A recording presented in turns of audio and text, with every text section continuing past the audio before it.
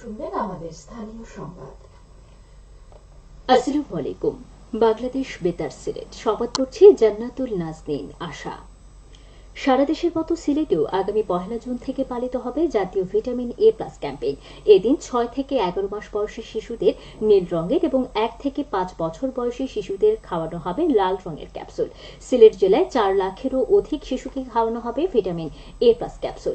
আজ দুপুরে Sylhet civil surgeon কার্যালয়ের ইপিআই কনফারেন্স রুমে সাংবাদিকদের সাথে মতবিনিময়কালে এ তথ্য জানান জেলা civil surgeon doctor Monishwar Chowdhury. তিনি বলেন, আগামী শনিবার সিলেট জেলার মোট 2413টি অস্থায়ী ও 13টি স্থায়ী কেন্দ্রে 6 থেকে 11 মাস বয়সী 44,643 জন শিশুকে একটি করে নীল ক্যাপসুল এবং 12 থেকে 59 মাস বয়সী 3,70,064 জন শিশুকে একটি করে লাল ক্যাপসুল খাওয়ানো হবে। সিভিল সার্জন আরও বলেন, সিলেটে সৃষ্ট বন্যা পরিস্থিতিতে আশ্রয় কেন্দ্রগুলোতে ভিটামিন এ প্লাস ক্যাপসুল নির্ধারিত শিশুদের খাওয়ানো হবে। এছাড়াও বন্যা পরিস্থিতির উন্নতি হলে অস্থায়ী কেন্দ্রগুলোতে দিন ধার্য করে শিশুদের খাওয়ানো হবে ভিটামিন এ প্লাস ক্যাপসুল। কোন শিশুই যাতে ভিটামিন এ প্লাস প্রোগ্রামের বাইরে না থাকে সেজন্য সব ধরনের পদক্ষেপ নেওয়া হবে। এদিকে জাতীয় ভিটামিন এ প্লাস ক্যাম্পেইন উপলক্ষে গতকাল সাংবাদিকদের সাথে মতবিনিময় করেছে সিলেট সিটি কর্পোরেশন। সিলেট নগরের 42টি ওয়ার্ডের প্রায় 78,000-এরও বেশি শিশুকে ভিটামিন এ প্লাস ক্যাপসুল খাওয়ানোর উদ্যোগ নিয়েছে সিটি কর্পোরেশন। এর মধ্যে 6 থেকে 11 মাস বয়সী প্রায় 8,900 শিশুকে খাওয়ানো হবে নীল রঙের, আর 1 থেকে 5 বছর বয়সী প্রায় 69,000-এরও বেশি শিশুকে খাওয়ানো হবে একটি করে লাল রঙের ক্যাপসুল। এবারের ক্যাম্পেইনে স্থায়ী, অস্থায়ী ও ভ্রাম্যমাণ মিলিয়ে কেন্দ্র থাকছে 348টি বলে জানিয়েছেন সিটি কর্পোরেশনের প্রধান স্বাস্থ্য কর্মকর্তা ডাক্তার জাহিদুল ইসলাম। 1 জুন নগরীর বাগবাড়িতে বর্ণমালা স্কুলে ক্যাম্পেইন উদ্বোধন করবেন ভারপ্রাপ্ত মেয়র মোহাম্মদ মুখলিসুর রহমান কামরান। এদিকে আগামী 1 জুন জাতীয় ভিটামিন এ প্লাস ক্যাম্পেইন সফল করার লক্ষ্যে ব্যাপক প্রচার অভিযান চলছে মৌলভীবাজারে।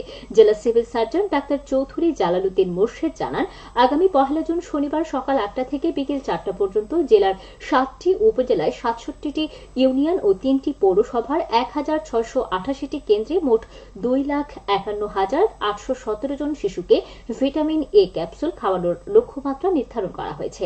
এর মধ্যে 6 থেকে 11 মাস বয়সী 27,905 জন শিশুকে একটি করে নীল রঙের ভিটামিন এ ক্যাপসুল এবং 12 থেকে 59 মাস বয়সী 2,23,912 জন শিশুকে একটি করে লাল রঙের ভিটামিন এ ক্যাপসুল খাওয়ানো হবে। এই লক্ষ্য বাস্তবায়নে 730 জন সুপারভাইজার এবং 3,368 জন স্বেচ্ছাসেবক দায়িত্ব পালন করবেন।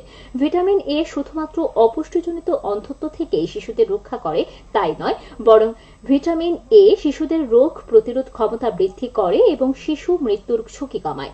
ভবিষ্যৎ প্রজন্মের কথা বিবেচনায় সকলেরই এ বিষয়ে সচেতনতা বৃদ্ধি প্রয়োজন। ভারতের উজান থেকে নেমে আসা ঢলে সিলেটের গোয়াইনঘাট, জৈন্তাপুর ও কানাইঘাটে বন্যা পরিস্থিতি ভয়াবহ। মঙ্গলবার বিকেল থেকে এসব এলাকায় হু হু করে বাড়তে শুরু করেছে পানি। এতে পানিবন্দী হয়ে পড়েন হাজার হাজার মানুষ। এ অবস্থায় গতকাল সকাল থেকে এসব পানিবন্দী মানুষকে উদ্ধারে প্রস্তুত রয়েছে সেনাবাহিনী। প্রয়োজন হলেই তারা তৎপরতা শুরু করবে। বিষয়টি জানিয়েছেন সিলেটের অতিরিক্ত জেলা প্রশাসক সার্বিক মোবারক হোসেন। ভারত থেকে নেমে আসা ঢলে সিলেটে অগ্রিম বন্যা পরিস্থিতির সৃষ্টি হয়েছে। এতে চরম বিপাকে পড়েছেন বন্যা কবলিত এলাকাগুলোর মানুষ। এছাড়াও বিয়ানীবাজার ও বিশ্বনাথের কিছু নিম্নাঞ্চল প্লাবিত হয়েছে। ইতোমধ্যেই প্রশাসনের পক্ষ থেকে খোলা হয়েছে আশ্রয় কেন্দ্র। পানিবন্দী মানুষরা বিভিন্ন আশ্রয় কেন্দ্রে উঠতে শুরু করেছেন। সিলেটের অতিরিক্ত জেলা প্রশাসক সার্বিক মোবারক হোসেন জানান, গোয়াইনঘাট, জৈন্তাপুর, কোম্পানীগঞ্জ ও কানাইঘাট উপজেলায় আশ্রয় কেন্দ্র খোলা হয়েছে। এসব আশ্রয় কেন্দ্রে মানুষজনকে নিয়ে আসা হচ্ছে। এ বন্যা পরিস্থিতি মোকাবেলায় জেলা প্রশাসন সার্বিক প্রস্তুতি নিয়ে রেখেছে। সিলেটে মৃদু ভূমিকম্প অনুভূত হয়েছে। গতকাল সন্ধ্যে 7:15 এই ভূমিকম্প অনুভূত হয়। তাৎক্ষণিকভাবে ক্ষয়ক্ষতির কোনো খবর পাওয়া যায়নি।